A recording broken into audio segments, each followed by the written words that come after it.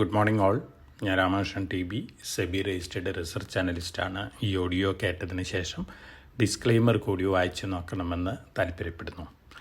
ഇന്ന് വീണ്ടും നമ്മൾ വൊളാറ്റിലിറ്റിയാണ് മാർക്കറ്റിൽ എക്സ്പെക്റ്റ് ചെയ്യുന്നത്. ഇന്നലെ അമേരിക്കൻ മാർക്കറ്റുകൾ മിനിഞ്ഞാന്നത്തെ മേജർ ഗെയിനിന് ശേഷം പ്രോഫിറ്റ് ബുക്കിങ്ങിൽ സ്ലൈറ്റ്ലി താഴെയാണ് ക്ലോസ് ചെയ്തിട്ടുള്ളത്. അതോടൊപ്പം തന്നെ മറ്റു മാർക്കറ്റുകൾ നോക്കുകയാണെങ്കിൽ ഇന്നലെ യൂറോപ്യൻ മാർക്കറ്റുകൾ ബെറ്റർ ആയിരുന്നു, എല്ലാ ഏഷ്യൻ മാർക്കറ്റുകളും ബെറ്റർ ആയിരുന്നു. ഇന്ന് മോർണിംഗിൽ ജാപ്പനീസ് മാർക്കറ്റുകൾ സ്ലൈറ്റ്ലി വീക്കായിട്ടാണ് ട്രേഡ് ചെയ്യുന്നത്. മറ്റെല്ലാ മാർക്കറ്റുകളും ഓൾമോസ്റ്റ് ഫ്ലാറ്റ് ട്രേഡിംഗ് ട്രെൻഡാണ്. ചൈനീസ് മാർക്കറ്റുകൾ ഒരു മിക്സഡ് ട്രെൻഡാണ് കാണിക്കുന്നത്.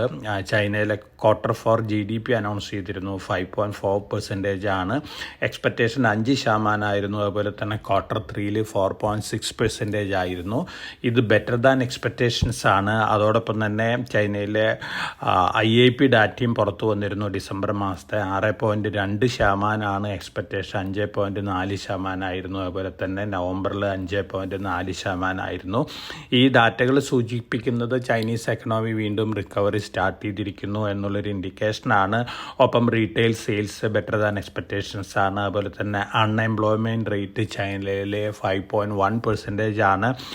മുമ്പ് അത് 5% ആയിരുന്നു. അപ്പോൾ പൊതുവേ ചൈനയിലത്തെ എക്കണോമിക് ന്യൂസ് ഫ്ലോസ് പോസിറ്റീവ് ആണ്. അതിൻ്റെ ഒരു ഇമ്പാക്റ്റ് ഇന്ന് മെറ്റൽ സ്റ്റോക്കുകളിലുണ്ട്. എല്ലാ മെറ്റൽ കമോഡിറ്റികളും ഇന്ന് ബെറ്റർ ആയിട്ടാണ് മോർണിംഗിൽ ട്രേഡ് ചെയ്യുന്നത്. ഇന്നലെയും ബെറ്റർ ആയിട്ടാണ് ക്ലോസ് ചെയ്തിരുന്നത്. ഗോൾഡ് ഇന്ന് ഫെബ്രുവരി ഫ്യൂച്ചേഴ്സ് ട്രേഡ് ചെയ്യുന്നത് $2,747 പെർ ഔൺസിനാണ്. അതോടൊപ്പം തന്നെ ബ്രന്റ് ക്രൂഡ് ഓയിൽ $81.58 പെർ ബാരലിനാണ്. മറ്റെല്ലാ കമോഡിറ്റിയിലും കോപ്പർ, സിൽവർ എല്ലാ കമോഡിറ്റികളും ഇന്ന് ബെറ്റർ ആയിട്ടാണ് ട്രേഡ് ചെയ്യുന്നത്. ഇന്ത്യൻ റുപ്പി ഡോളറിന് അഗൻസ്റ്റ് ആയിട്ട് ഇന്ന് വീണ്ടും വീക്കൻ ചെയ്തിരിക്കുകയാണ്. 86.54 ഇന്ന് മോർണിംഗിൽ ട്രേഡ് ചെയ്യുന്നത്. അതോടൊപ്പം തന്നെ നമ്മൾ ഇന്നലത്തെ Q4 റിസൾട്ടുകൾ നോക്കുകയാണെങ്കിൽ മെജോറിറ്റി റിസൾട്ടുകൾ ഇന്നലെ വന്നിട്ടുള്ളത് സ്ലൈറ്റ്ലി ഡിസപ്പോയിൻറ്റിംഗ് ആണ്. റിലയൻസ്, ഇൻഫോസിസ്, അതുപോലെ തന്നെ ആക്സിസ് ബാങ്ക് ഈ റിസൾട്ടുകൾ മാറ്റി വെച്ച് കഴിഞ്ഞാൽ ബിലോ എക്സ്പെക്റ്റേഷൻസ് ആണ് പല റിസൾട്ടുകളും വന്നിരിക്കുന്നത്. അതുകൊണ്ട് തന്നെ ഇന്ത്യയിലും ഒരു മേജർ വൊളാറ്റിലിറ്റി Q3 റിസൾട്ടിൻ്റെ ബേസിലുണ്ടാവാനുള്ള ചാൻസസ് ഉണ്ട്.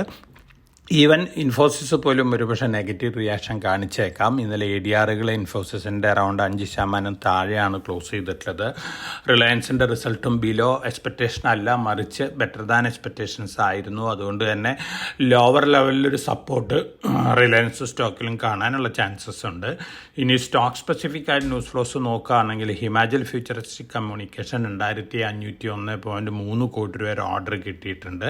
ഭാരത് നെറ്റ് തേർഡ് ഫേസ് എക്സ്പാൻഷനാണ് പഞ്ചാബിൽ. 10 വർഷത്തേക്കാണ് ഓർഡർ. ഹിമാചൽ ഫ്യൂച്ചറിസ്റ്റിക്കിനെ സംബന്ധിച്ച് പോസിറ്റീവാണ്. അതുപോലെ തന്നെ സൗത്ത് കൊറിയയിലത്തെ ഷിപ്പിംഗ് കമ്പനിയായ ഹാൻവ ഓഷൻ കമ്പനി ലിമിറ്റഡ്, പഴയ Devu ship building and marine engineering ആണ്. അവരുടെ ടീം ഇന്ത്യയിൽ വിസിറ്റ് ചെയ്തിട്ടുണ്ട്. ഇന്ത്യയിൽ ഷിപ്പ് മാനുഫാക്ചറിങ് സ്റ്റാർട്ട് ചെയ്യാനും JVകൾ സ്റ്റാർട്ട് ചെയ്യാനുള്ള ടോക്കിന് വേണ്ടിയാണ്. കൊച്ചിൻ ഷിപ്പ് യാർഡ്, അതുപോലെ തന്നെ സ്വാൻ എനർജി, LNT, ഹിന്ദുസ്ഥാൻ ഷിപ്പ് യാർഡൊക്കെ ടോക്ക് നടത്തിയിട്ടുണ്ട്. അതോടൊപ്പം തന്നെ ബഡ്ജറ്റിൽ ഷിപ്പ് ബിൽഡിങ്ങിന് വലിയ രീതിയിലുള്ള ഇൻസെൻറ്റീവ് ഒക്കെ വരുന്നുള്ള റൂമറുകളുണ്ട്. അങ്ങനെ വരികയാണെങ്കിൽ ഈ ന്യൂസ് പൊതുവേ ഷിപ്പിംഗ് കമ്പനികളെ സംബന്ധിച്ച് പോസിറ്റീവാണ്. അതോടൊപ്പം തന്നെ പാനാസോണിക് എനർജി, ടെസ്ലയ്ക്ക് ഏറ്റവും കൂടുതൽ ലിഥിയം അയോൺ ബാറ്ററി സപ്ലൈ ചെയ്യുന്ന ജാപ്പനീസ് കമ്പനിയാണ്. ഇന്ത്യയിലും പ്ലാന്റ് തുടങ്ങാനുള്ള പ്ലാനുകളാണ്. പാനാസോണിക് എനർജി ഇന്ത്യയിലുണ്ട്. ആ എൻറ്റിറ്റിയിൽ കൂടിയാണോ സെപ്പറേറ്റ് എൻറ്റിറ്റി ആണോ എന്നുള്ള കാര്യങ്ങൾ നമുക്ക് കാത്തിരുന്ന് കാണണം. അതോടൊപ്പം തന്നെ ഓട്ടോ എക്സ്പോ ഒന്ന് സ്റ്റാർട്ട് ചെയ്യുകയാണ്. 22 വരെയാണ്. പല പുതിയ ഇന്നോവേറ്റീവ് ആയിട്ടുള്ള ഐഡിയാസും കാണാനുള്ള ചാൻസസ് ഉണ്ട്. പൊതുവേ ഈ ഓട്ടോ എക്സ്പോയിൽ പോസിറ്റീവ് ഇമ്പാക്റ്റ് കിട്ടാൻ സാധ്യതയുള്ള ഓട്ടോമൊബൈൽ കമ്പനികൾ ഗ്രീവ്സ് കോട്ടൺ, അതുപോലെ തന്നെ TVS Motors, M&M, Tata Motors, Maruti ഈ കമ്പനികളൊക്കെയാണ്. അപ്പോൾ തീർച്ചയായിട്ടും ഓരോ പ്രൊഡക്റ്റുകളും ഡിസ്പ്ലേ ചെയ്യുന്നതൊക്കെ അനലൈസ് ചെയ്ത് കഴിഞ്ഞാൽ നമുക്ക് ഭാവിയിൽ ഏറ്റവും കൂടുതൽ ഇന്നോവേറ്റീവ് ആയിട്ടുള്ള പ്രൊഡക്റ്റിനെ കുറിച്ചൊരു തീരുമാനത്തിലെത്താം. അതിനനുസരിച്ച് അതിൻ്റെ സ്റ്റോക്ക് പ്രൈസിലുണ്ടാവുന്ന മുന്നേറ്റം നമുക്ക് വിലയിരുത്താനായിട്ട് സാധിക്കും.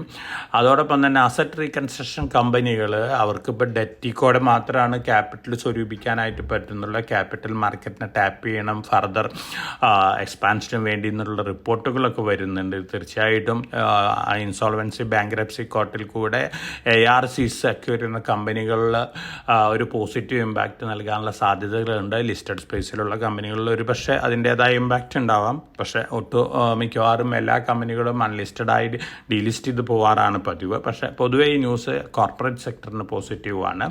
ഇന്ന് ധാരാളം ക്വാർട്ടർ 3 റിസൾട്ടുകളുണ്ട്. വിപ്രോ ഉണ്ട്, ടെക് മഹീന്ദ്ര ഉണ്ട്, SBI ലൈഫ് ഉണ്ട്, ICICI ലൊംബാർഡ് ഉണ്ട്, ഇന്ത്യൻ ഹോട്ടൽസ് ഉണ്ട്, ജിയോ ഫിനാൻഷ്യൽ സർവീസസ് ഉണ്ട്, അതുപോലെ തന്നെ RK ഫോർജിങ്സ് ഒക്കെ ഉണ്ട്.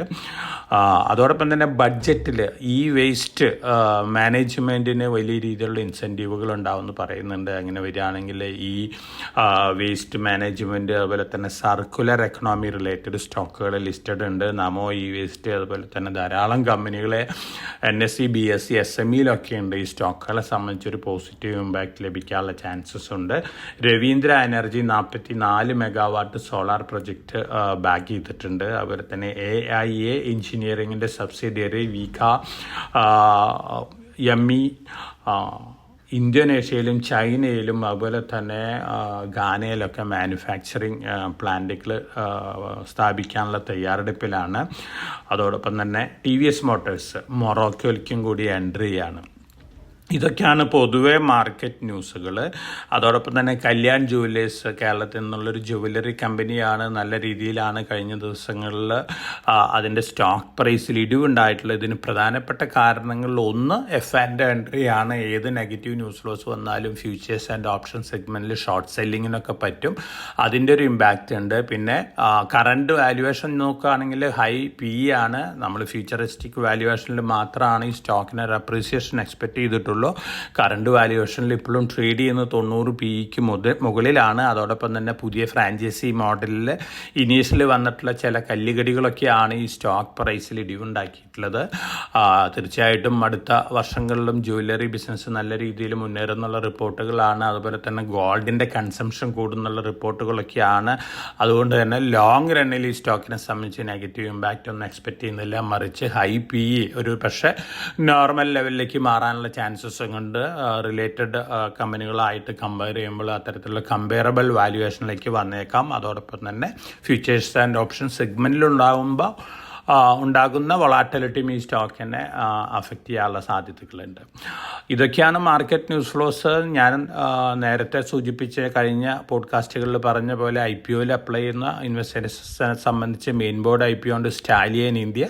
ആ സ്റ്റാലിയൻ ഇന്ത്യയിൽ അപ്ലൈ ചെയ്യുന്ന നന്നായിരിക്കും. അതോടൊപ്പം തന്നെ മാർക്കറ്റ് താഴെ വരുമ്പോൾ നമ്മൾ സജസ്റ്റ് ചെയ്യുന്ന സ്റ്റോക്കുകൾ ലോങ് ടേം പോയിന്റ് ഓഫ് വ്യൂവിൽ മനസ്സിലൊരു കാര്യം ഉറപ്പിച്ച് വയ്ക്കുക. ലോങ് ടേം പോയിന്റ് ഓഫ് വ്യൂവിൽ ഘട്ടമായിട്ട് നിക്ഷേപിക്കാനുള്ള ഡിസിഷൻ എടുക്കുക. അപ്പോൾ എല്ലാവർക്കും നല്ലൊരു ട്രേഡിംഗ് ഡേ ആശംസിച്ചുകൊണ്ട് ഞാൻ ഇന്നത്തെ പ്രീ മാർക്കറ്റ് കമൻട്രിയോട് അവസാനിപ്പിക്കുകയാണ്. Thank you.